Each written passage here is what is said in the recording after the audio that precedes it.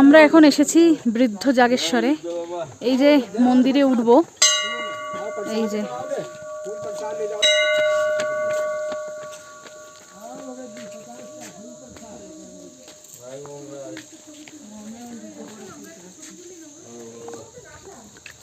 আর এই হচ্ছে বৃদ্ধ জাগেশ্বর মন্দিরটা। জাগেশ্বর টেম্পলেরই মতো।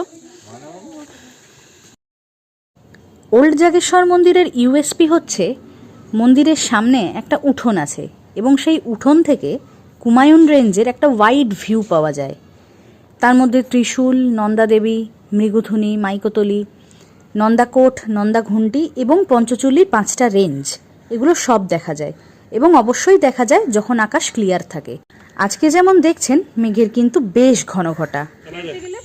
এইটা হচ্ছে ত্রিশূল, এইটা হচ্ছে মেহতুনি।